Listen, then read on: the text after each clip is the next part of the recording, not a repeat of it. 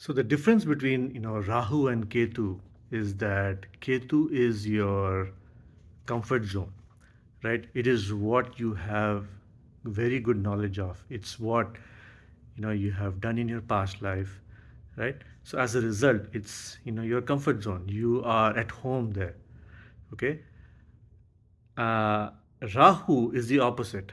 Rahu is not at all it's opposite of your comfort zone. It is something where it's an uncomfortable, unfamiliar place, but it is where you want to be. Like that is your destination that you wish to aim for in this lifetime. Okay? So both Rahu and Ketu work towards that goal.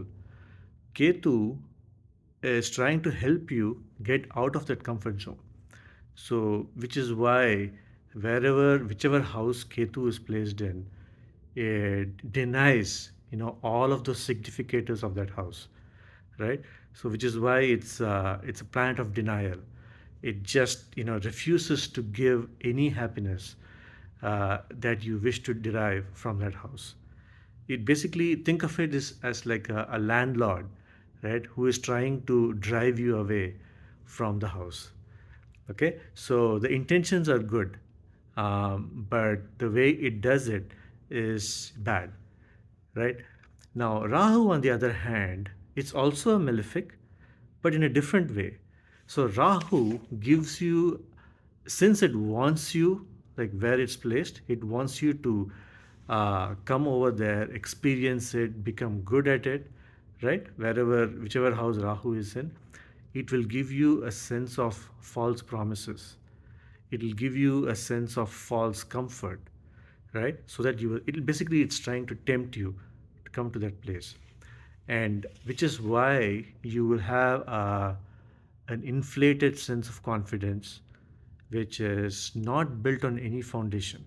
So you may feel a sense of bravado in that house, or whatever that house significates, but it's all built on a false foundation. It's a slippery foundation, which is why you don't feel very confident there wherever Rahu is placed.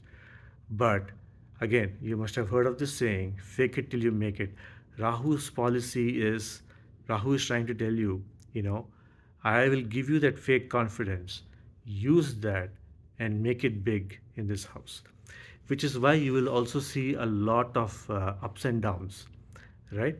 So you must have experienced it yourself. Um, Wherever Rahu is, there is never a sense of, like a linear climbing.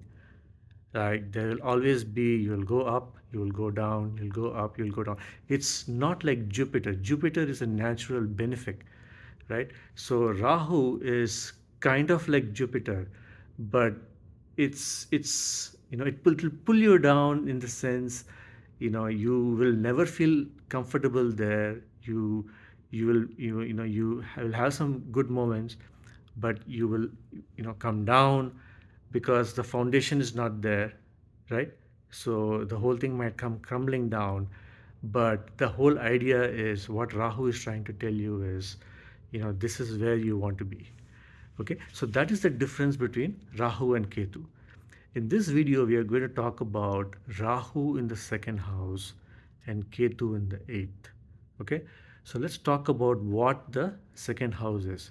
Second house is your possessions, basically. It's what you possess. It's your things like your money. Think about it. What is the most important? Let's start from the basic, right? When you are born, when you are young, what is your most important possession?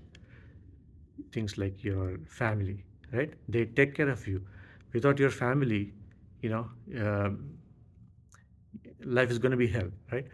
Family is most important. It's your speech. Babies, they communicate by crying. You That's the most important thing. If you, like, as they say, you the squeaky wheel always gets the grease, which is why speech is one of your most important possessions. Your face, your eyes, that's how you make contact with the outside world with your eyes. That's how you see, that's how you sense your face. All of these things are your possessions, right? Your money, your wealth also comes under the second house. What else? Your, what's it called? Your talents, the things that you're born with, which will help you make a mark in this world. All that is second house, right? Now, the eighth house, what is the eighth house? Eighth house is the second house from the seventh. In the previous video, I mentioned to you that the seventh house represents, your partner, your spouse, basically other people that you have to interact with on a one-on-one basis, not as a group or anything like that. It's basically your peer, right? Your partner, if you will. Now, the eighth house, being the second from the seventh, is basically the possessions of your partner, which is, why we say it's the house of the in-laws, your spouse's wealth, your spouse's possessions, inheritance, things like that. And it has some other meanings also, like it also represents obstacles, uncertainties. Think about it. You other people's wealth and everything is never a certainty. So you will have to maintain a very good relationship. You may have to sometimes manipulate them, show other faces that, other sides of your personality in order for you to, get access to your partner's resources. So that's how all of these characteristics come into the eighth house. Things like abstract stuff, psychological stuff, right? Eighth house is a natural house of Scorpio. Scorpio is a deeply intense sign. It's a manipulative sign. It's full of emotions. You've got power struggles, and nothing is what it seems like. Everything is hidden under the surface. All that is the eighth house. Okay, so things like mind games. I think I already mentioned manipulations, power struggles, transformations like uncertainties.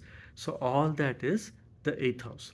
Now, Ketu being in the eighth house, what it's trying to do, it's trying to push you away from being reliant on other people's resources, and you have to go to the other side where Rahu is. Rahu is what? Second house, your own possessions. So forget about, don't desire, do not get involved with the business of, things like inheritance and your spouse's wealth and all of that. In fact, you will find that with this placement, you will be denied, those things. Things will just not work out for you. You will somehow be denied access to those things, like in inheritance, let's say. You will find that it just doesn't happen for you. Like, some most people will get something, but what you will find is that all of that is very, very minimal for you. So what the universe is trying to tell you is, use your own talents, right? And build your own resources, build your own wealth. So you will have an obsession with earning money, with using your speech. Maybe this placement is denotes people who speak for a living. The speech becomes very important.